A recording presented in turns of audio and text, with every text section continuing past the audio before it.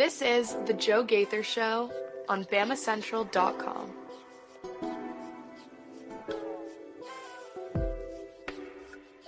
Good morning, Tuscaloosa. Good morning, Tuscaloosa, internet world, West Alabama. How are we doing today on a Thursday? It's the Joe Gaither Show on BamaCentral, BamaCentral.com. Hope you and yours are doing well. We're having a lot of fun out in Omaha. You're watching us on the BamaCentral YouTube channel, the BamaCentral Facebook page. You're listening to us on Apple Podcasts, Amazon, Spotify. We're going to have a lot of fun today getting ready for the weekend that is ahead, watching Alabama in the College World Series for the first time since 1999. I appreciate everybody who gave us a little bit of a break yesterday as I traveled out to Omaha. You guys are awesome for that. I got a lot of texts and comments and messages saying, hope you have a good time and good luck and all that stuff. So I appreciate everybody who reached out to us at Joe Gaither 6. You can find the show at Joe Gaither 6. We're presented by Derek Daniel, State Farm Insurance. We appreciate Derek for hosting us each and every day in his studio. You can call in for all of your insurance needs at 205-758-3391. Like a good neighbor, Derek Daniel is there. We appreciate Purple Turtle Roofing for sponsoring the program as well. You can find them online at roofturtle.com for all of your roofing needs. Commercial or residential, it doesn't matter what kind of roof you got. They've got the experts that can take care of you. So check them out online at roofturtle.com. Schedule your free roof inspection today and get the peace of mind that you deserve with Purple Turtle Roofing.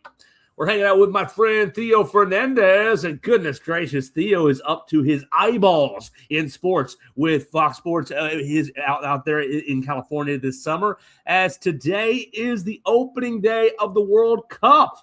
I cannot wait till this whole show is going to be soccer. No, I'm just kidding. No, we're going to spend about 2 minutes on soccer. We're going to move right into Nick Saban. We teased that last week. We teased that earlier in the week that we were going to talk about Nick Saban's time up in Congress, talking about the Protect College Sports Act, Ted Cruz's bill that is trying to work his way through, trying to regulate college sports. We'll talk about where that stands just a little bit, and we'll tie that in with the most recent scandal, the most recent college football news and really, I guess, conversation piece, and that is Brendan Sorsby, the Texas Tech former Cincinnati quarterback who was granted eligibility by a circuit judge out there in Texas, going to miss 2 games for being suspended. But we'll talk about that as well. Last night, the SEC announced kickoff times for this coming year. Theo, I could not care less about a kickoff time that is happening on a normal Saturday in June. Maybe if the game were scheduled on a holiday day, I would be more in tune with what time the kickoff is, like Christmas Day, the Bears playing at noon. I hate that. And so that one was on my radar. But other than that, I don't care about kickoff times. We will talk about it just briefly to let the people know if you are a big-time planner. I know my girlfriend plans like crazy. And so if you are like that, I am not, then maybe you do want to know about these kickoff times and get your mind right for this fall. We'll do all that and more with our friend Theo Fernandez. Follow him at Theo Fernandez _ on the Twitter machine. Good morning, Theo. How are you doing, sir? Doing great. World Cup ready to get up and at it. So it's a good morning. It's an exciting morning here. Absolutely. Let's start with the World Cup because we'll just knock it right out. Each day that we're doing the show, I want to pick the World Cup games of the day. I want to put it all out there that we are not soccer. Well, Theo is a soccer expert now that he's been working, preparing for the World Cup. I am not a soccer expert, so don't take my picks to the betting window, but just keep them in the back of your mind if you'd like to place a wager with your friends or in your head. That's how I place a wager, Theo, is in my head. I think I probably would have bet $20 on side A. And then at the end of the game, when side B wins, I think, well, I saved my $20 because I didn't actually bet it. But today's games, you got 2 games starting off action, and it's going to be starting down in Mexico. Let's start with the 2 games. So we'll just make our picks real quick. Mexico is taking on South Africa at 2 o'clock, and South Korea is taking on Chechnya at 9 o'clock. I am going to take the home side, Mexico, to win 2-1. and I am going to take South Korea to win 1-0 in this in these two games. What's the scuttlebutt around Fox Sports around the kickoff of the World Cup, and what do you think about these games? Well, there are going to be some big problems if Mexico does not win this opening game. South Africa hasn't qualified for a World Cup since 2002, with the exceptional one they automatically got in 2010 when they hosted. Not a particularly great team. Mexico should win this game. Easy opportunity to get 3 points and get off to a good start and get all the fans excited. You got a pregame Shakira concert there. So everyone should have a good time in that Mexico game. So I agree, Mexico win. South Korea, Czechia is a pretty toss-up game. South Korea has a player playing in his 4th World Cup, captain.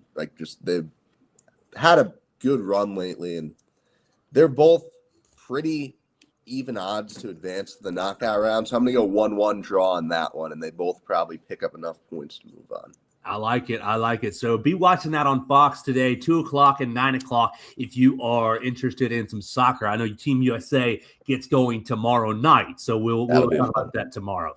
Everett, wow. I mean, Everett Osmer is a man of culture. He says, I went to watch Leo Messi at Jordan-Hare Stadium. So, Everett, leave me a comment. How was it? Was it a lot of fun? The sites on the social media, I mean, I know we're not really big giving Auburn a lot of credit, but the sites on social media were awesome.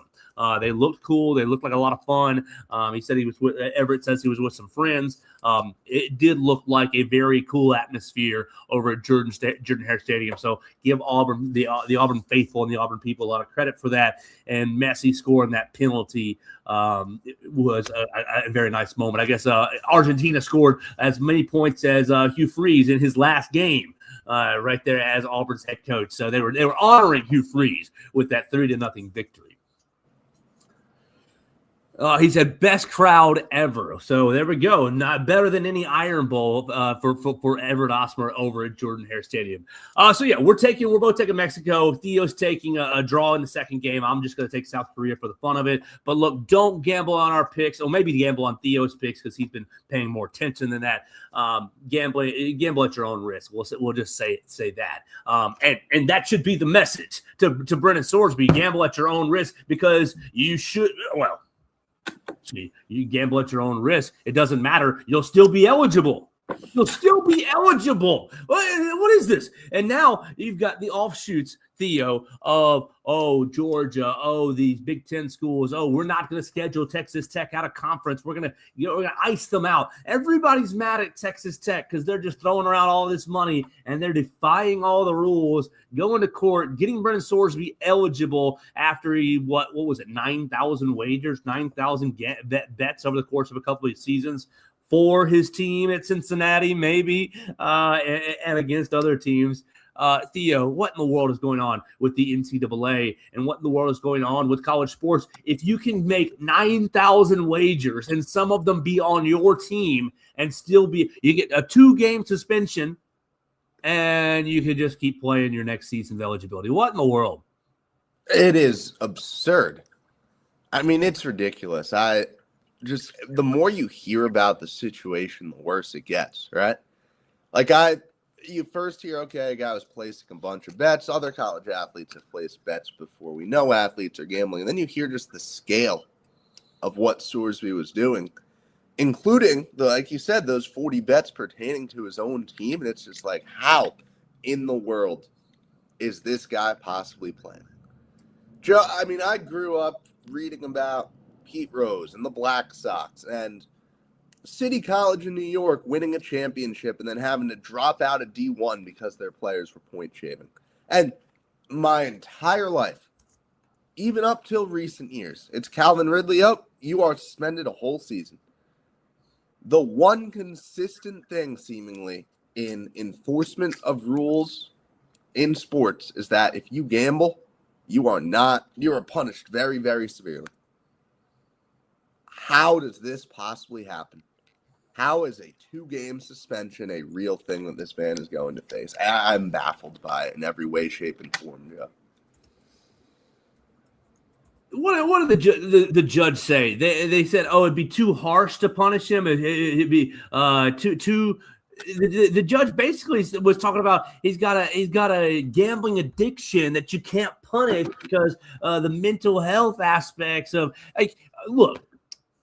We respect mental health on this program. I deeply do. I have my episodes sometimes, and some of y'all know about them, and some of you don't. It's okay. Like if you're battling something, talk to somebody. Absolutely, and treat it seriously. But I find this a slap in the face. I find this a disingenuous basically excuse. Oh, my mental health will suffer if I can't play football this season. Well, maybe your mental. Sorry, you've got to take some sort of punishment here. You've got to, and 2 games, a 2-game suspension is an absolute joke. I mean, you just mentioned Calvin Ridley. Calvin Ridley was gambling, placed a wager in the, was it Falcons or Titans at the time? Titans facility. Yeah. No, I think it's still Falcons. Yeah. Okay. Falcons and said, oh, I didn't realize I couldn't gamble while I was in the facility. Said I wasn't placing wagers on the Falcons, but my phone was in the facility, and I pulled up the DraftKings or whatever it was and made my picks. It's like we're going to suspend him for a whole year, but this joker can gamble 9,000 times, transfer, leave Cincinnati in $1 million lurch because of contract dispute. Like the whole thing, it just screams defiance. And look, we respect mental health for sure, but I find that to be such a farce excuse for why I can't face punishment. Look, does it hurt my mental health when you get suspended by a team in high school? Look, I had academic issues in high school, and I couldn't play spring football one year. Did that hurt my mental health? Yes, it did. But it also was a lesson of, hey, you need to clean up your academics and take your medicine and do better the next semester. Like, it just blows my mind, the lack of accountability. You've got the Texas Tech head coach, Joey McGuire yesterday, day before, going, well, he didn't murder anybody. It's not like he killed anybody. He was throwing all kinds of things. Well, it's not that bad. And it's just like, when are we going to have an adult in the room step up and say, no, these are the rules. You broke them. You have to pay the punishment. And unfortunately for you, the punishment is you're suspended and you're no longer eligible to play college football. Absolutely. And did you, to try to put this into words, you can make an argument that people don't get punished enough for other off-field incidents that happen, right? Whether it's, a domestic violence or just anything that players get in trouble for. You make the argument that, look, people don't get suspended that long for this, so why would they for gambling? It is a completely irrelevant argument because I believe that people should probably be punished more severely and have to sit out games more often for off-field issues. That's a viewpoint that I generally hold in most cases with sports. But at the end of the day, that stuff, it doesn't threaten the integrity of the game that's being played, right? So you can't point to punishments for some other kind of violation as a reason why people shouldn't be punished for gambling, because ultimately they're completely unrelated. Yeah. Sorsby needs to be punished. Yes, and I realize, Texas Tech is trying to be this, new blood, Johnny come lately. We're here to really take advantage of all the new rules and throw our money around. Obviously, we saw Najee Kennedy. It would really put them on the forefront of the softball thing, using that $1 million and paying them back with high notoriety. Like Texas Tech in the playoffs this past year, they want to stay relevant. They want to stay really on the up and up. But you gambled on a quarterback. Pun intended. You gambled on a quarterback in the transfer portal that you didn't do your due diligence on, right? And so now you're stuck with, hey, maybe we have to play a lesser quarterback. And sorry, Texas Tech, but this is a lesson that you need to learn if you want to be a blue blood. Maybe you need to do better due diligence on the players that you are pursuing in the transfer portal. Maybe you need to pursue different players in the transfer portal or throw money. Like, where were you, Texas Tech, in the Sam Levitt game? I'm like, you made the wrong decision. You went after and you paid a quarterback that had all kinds of outside of the game, inside the game issues. And I'm sorry, you should be burned. But I see that they're trying to fight every little bit of accountability. And Theo, I bring this up because I think it ties into this Protect College Sports Act that we want to talk about from last week. And obviously, it's still going on, the Protect College Sports Act. You're having conference commissioner calls with the Big Ten and with the SEC right now because of the pooling of media rights as a part of this bill. There's a lot of good things that are in this Protect College Sports Act, in my opinion. There's a lot of good things, and I don't really want to comment on any particular politician because everybody's got their opinions on them. But on the whole, the intent seems to be, we want to correct some of the things that appear to be broken. Do I agree with everything that's in the act? No, I don't. But I think that a lot of it is good. My biggest problem, before I get into any little pieces of the legislation and kind of detail some of the things, my biggest problem is what happens when you look at the Protect College Sports Act, and one of the aspects is NIL related and pay for play. What happens when player XYZ says you're limiting me? I know that there's going to be some antitrust laws and some antitrust, some exemptions that are placed in the act, but I just think that people are still going to go to sue. And instead of suing in your state court, in your local court, you're going to have lawsuits go to federal court. And so with this Brendan Sorsby case, NCAA puts down the ruling, you're ineligible. He goes to court, and Texas Circuit Judge says, you're eligible. You just got to be suspended for 2 games. Everything's going to be challenged. Everything's going to be going to court. And so I'm wondering, like, this Protect College Sports Act, it looks real nice on paper. It's got a lot of things that probably will help all of college sports, not just football, but all of college sports. The issue is, there is no real enforcement arm that's being enacted. There's no enforcement arm that's being created. There's no, pick whatever 3-letter bureau name that you want that is looking after this to enforce the rules. And so you're still going to be under the same sort of, the NCAA gets to kind of enforce things and police things, and we know the NCAA is toothless and doesn't enforce things. So Theo, as we kind of get into the specifics of the Protect College Sports Act that Nick Saban was on Capitol Hill last week talking about and really advocating for, I just wonder what the enforcement is going to be. How do you keep things out of federal court? How do you really say, hey, these are the rules, abide by them or be punished? Because I think that's what's missing in all of I think it's what's missing in a lot of society, but specifically in college sports right now. If you don't like a rule, you can break it. If you break it and get punished, you can go to court. I mean, we see it in every little instance of college sports. And so that is my biggest fear with the Protect College Sports Act, is how do you enforce a lot of the provisions and a lot of the standards that are looking to be created with this act? I don't think you do. I think it's just too far away from any kind of solution that meaningfully does this for us, right? And there's too much money in the game now for everything to not go to court. Like, we use Sorsby as the perfect example, right? You probably have a bunch of tech boosters sitting around thinking, like, we know this kid should not be playing football for us, but we have too much invested in this team for him to not play football for us. We put our money and our effort and our emotions into watching this Texas Tech program and supporting this program. And we have a lot riding on this team putting out a good product, right? And that's contingent on having our quarterback. So we are going to fight tooth and nail, get him into court to make sure that he can play football for us. You can apply that to so many schools across the country. Which school you think is going to lay down and be like, yeah, sure, we'll follow these rules. We're not going to try to get our guy on the field, or we're not going to try to circumvent that so we can win a championship. Nobody.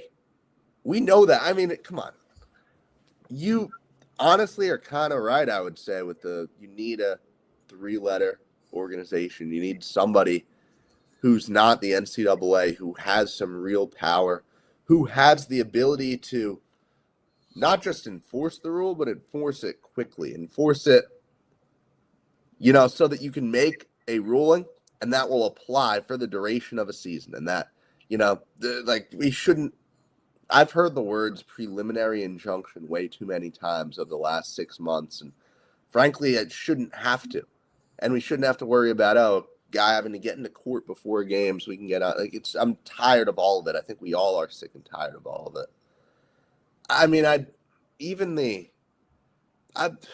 think I'm okay with the idea of one free transfer and then you sit out, right? I think most people are, and I assume you get a second transfer. Like if your coach leaves or something, you can hop in the portal. And I think there's good in that. I see the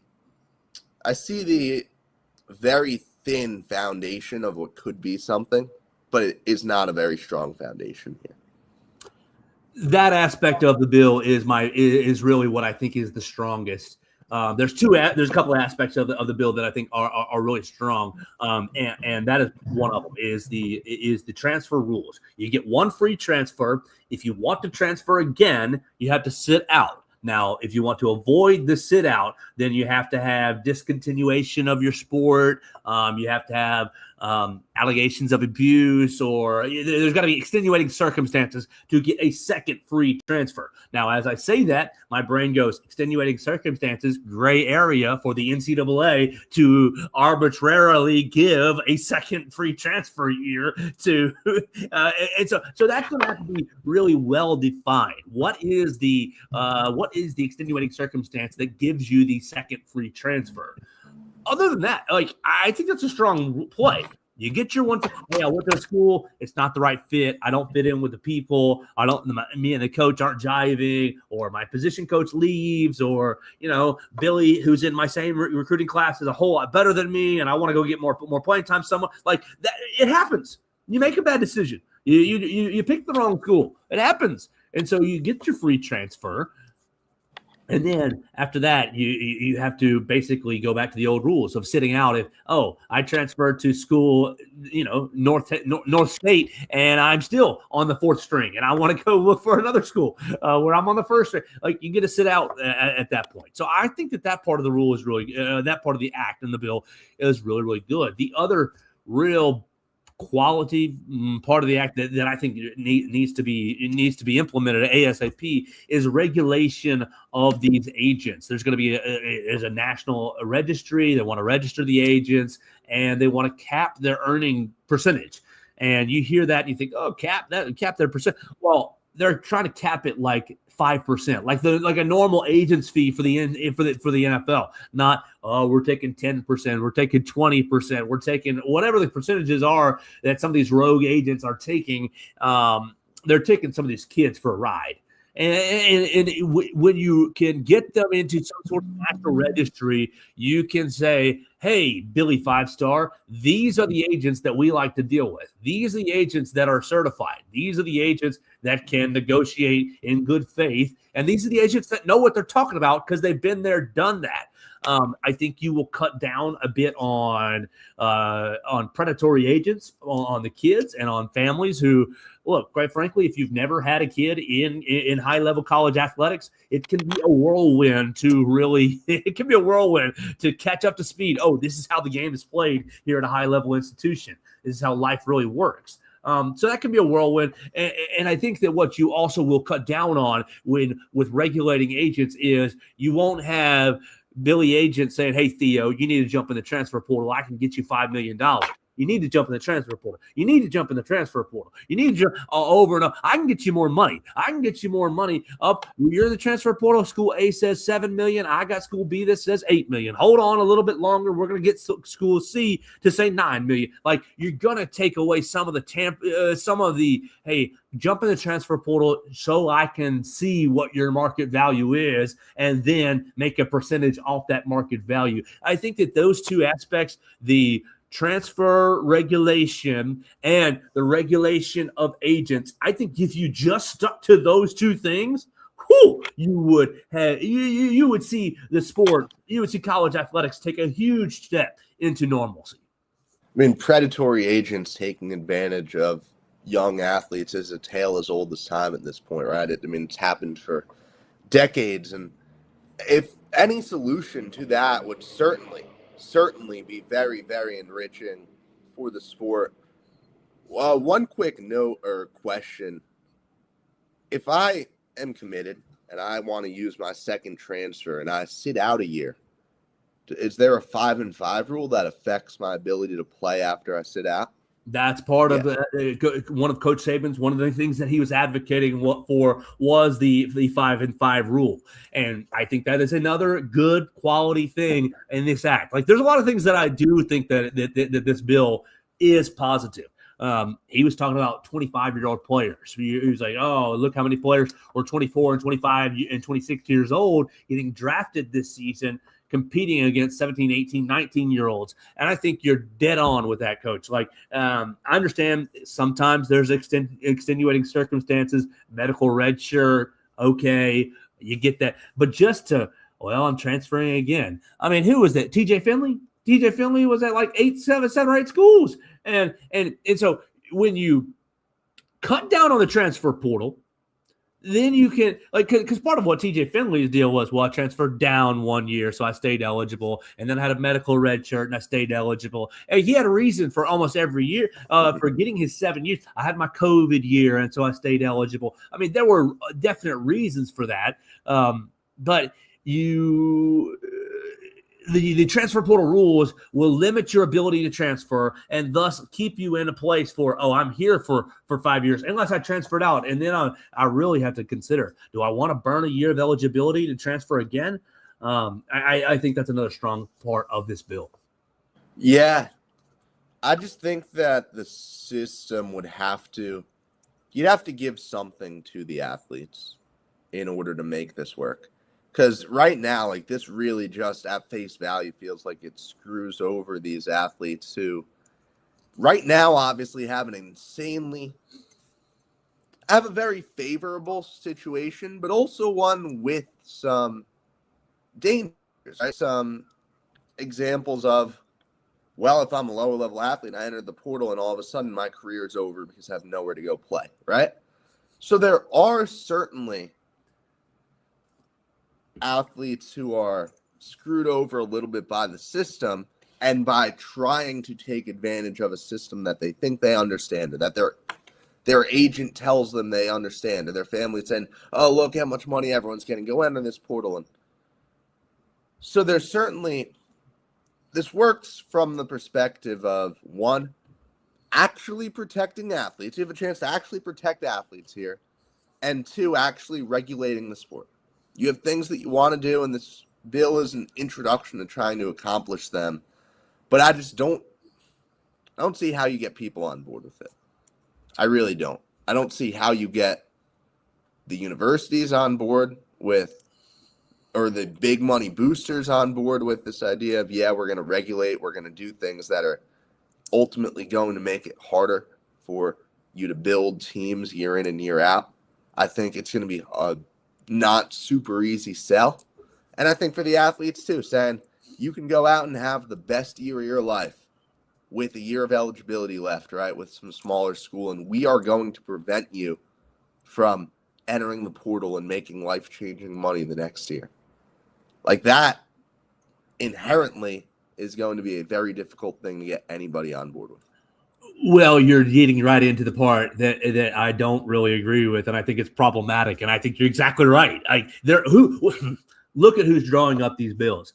Mm-hmm. High-level politicians, great, good for them. Not criticizing that. And high-level coaches and high-level administrators are all keeping their hands and trying to figure out what, they're writing these bills. They're writing the rules. Is there athlete representation? Where are the athletes at this table? They don't get a seat at this table. And so a lot of what I have a problem with is that it feels like they're trying. Some of this feels like they're trying to put the toothpaste back in the tube a bit. Let's go back to 2003, 2005, 2010, where the administrators and the coaches have all the power, and the players are just kind of, you're playing for me now because you committed. It's a difficult balance. I do think that the transfer rules had kind of served both sides because, look, it is a nightmare for the coaches to be, hey, I don't have any say over my top stars, future. He can jump in the transfer portal or he can squeeze me for another $10 million. Like, they need to be compensated. They need to be compensated and compensated well because this is a $100 million business. It's a $1 billion business. Like, college sports is big monies. They are the labor. They need to be compensated well. And so it's very hard to find the balance of taking care of the athletes and ensuring that the institutions are protected as well. And so I think that's where a lot of the trouble and the angst kind of comes in for me, is because I recognize the need for some normalcy, but the athletes are valuable. The athletes should have a say. The athletes are the labor, and they're the ones taking on the risk. I mean, you said, Theo, if I transfer and don't have a school to go to, my career is over. And same thing if I break my ankle and it never heals right. Like, there's all kinds of – I can break my ankle on the practice field and never see the field. Never see the field. I just think that the athletes are putting their bodies on the line. And while the dynamic of power has swung way too heavily into their favor, you're going to have a hard time. Like, you can't swing it all the way back the other way to the administrators and the coaches. Like, you can't just say, oh, well, you've had, 5 years worth of unchecked power, of unchecked options, of unchecked possibilities because the transfer portal has broken wide open and the market has gone crazy. And now you don't have any of that. It's going to be very hard to regulate things because of the fact that I can just check. Look, NCAA says I'm out of eligibility after my 5 years. I'm going to court. I'm going to court now. I'm going to try to fight it and try to get myself eligible. There's no real good solution going forward. I do think that this bill is a step. And Ted Cruz told Ross Dellinger today, or yesterday, Ross Dellinger reported it this morning or wrote it this morning, said that he does feel that his bill has a very strong chance of passing. And so we're going to see what happens with it in the future. I think that the biggest issue that I have is that there's no athletes being at the table. There's no athletes kind of having their voices heard here. And then the second aspect is the language around pay for play, that is NIL versus pay for play, that is in this bill. Because look at the Alabama recruiting class of 2027. That's our 2020. What's the freshman class? The freshman class is 26, right? All right. Look at the class of 26.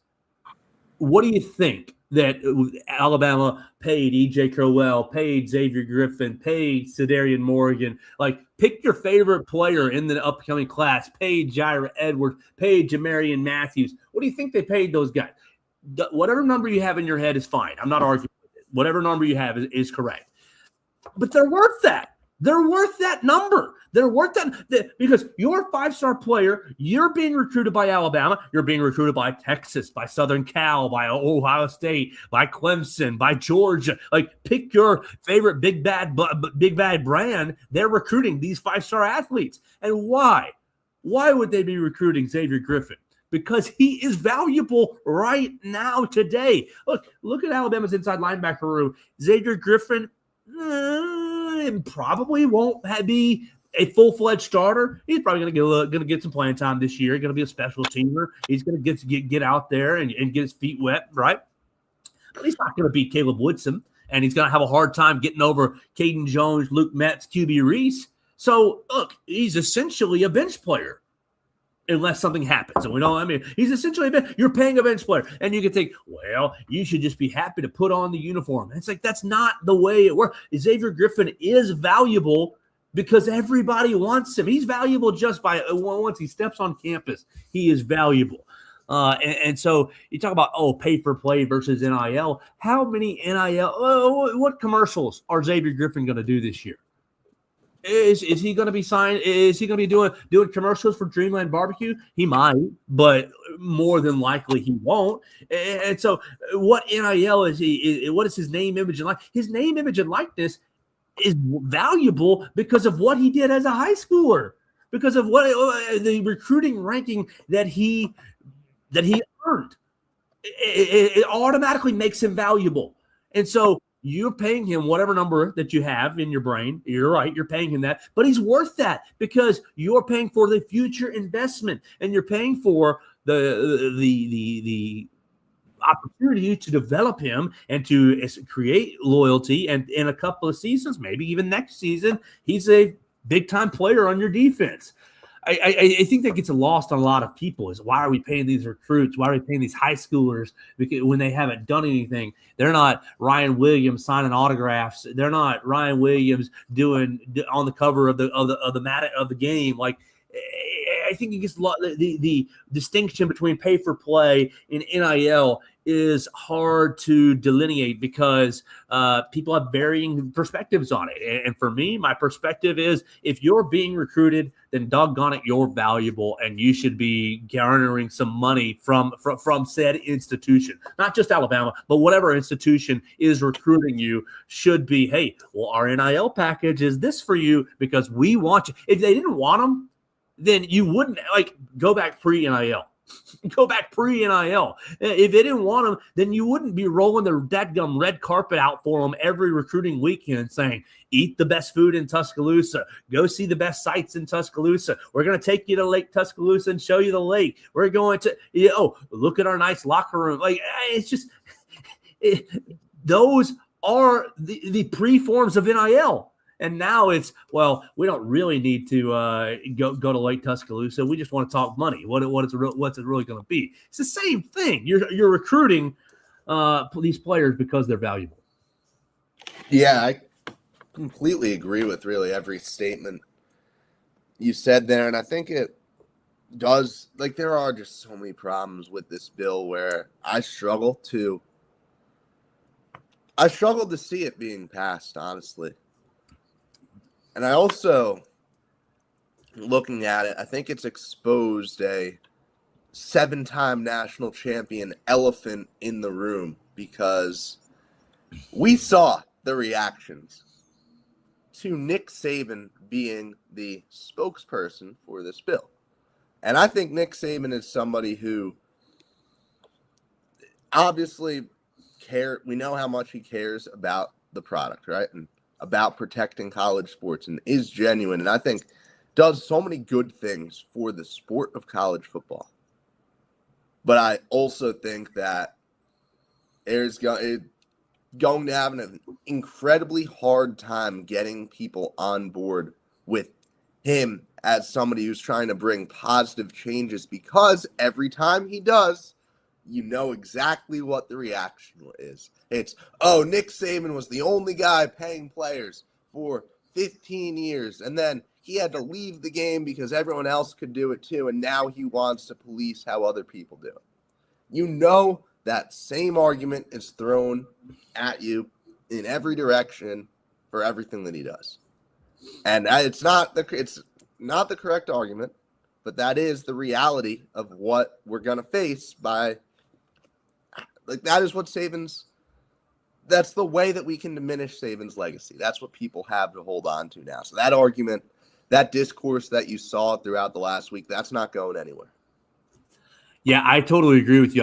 Because a lot of things that Nick Saban did say, I agree with, but he's not the right messenger because people are just going to, you got the Alabama fans who, everything he says is absolutely right.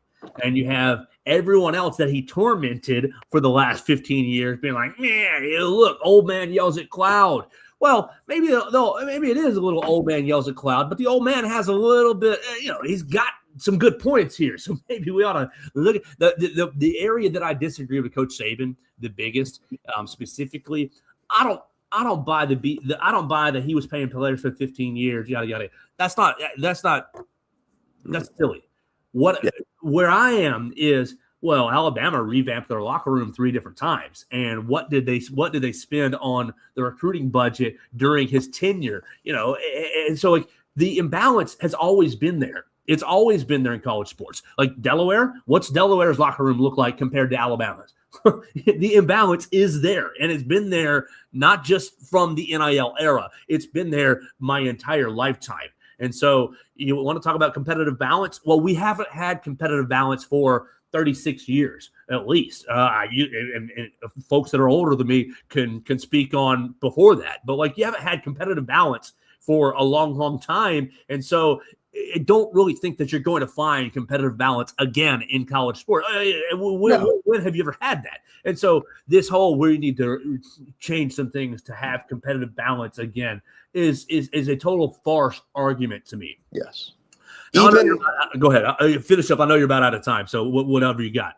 No, even I was going to make a quick reference to the new basketball practice facility, right? How much of a draw is that? Because first of all, I'm astounded by the practice facility. I know we haven't talked about it since those videos came out. Joe, this is an NBA facility. This thing is incredible. And it has all the tracking cameras and all the super intelligent things that NBA teams, the amount of analytics that this team is going to come up with from practices. Joe, it's a bad day to be it's either a bad day or a great day to be a member of the staff, because your job got a lot more fun and a lot more crazy with the work they're going to do. But how much of a draw is that for these high school recruits, right? I'm seeing what Phylon and Amari Allen and all these guys are doing, able to get to the NBA right away. And now I'm going to get to go play for this coach and also get access to all this NBA tracking and also get developed through all of these technologies. Yes, absolutely. I'm sorry, but that is the reality of college sports. It never has been, never will be balanced. All right, let's finish up real quick with one more with a little college baseball. Before we do, I want to thank Purple Turtle Roofing for sponsoring the program. We appreciate Purple Turtle Roofing for giving us all their business, and we want you to give them your business. Visit them online at roofturtle.com, whether you've got residential or commercial roofing problems, or if you just want them to come out and check on you, they'll come out and give you a free roof inspection, make sure that you have all the information that you need to protect your home or business. So check them out online at roofturtle.com. Last thing for us, Theo, I know you're about out of time because the World Cup is about to get going.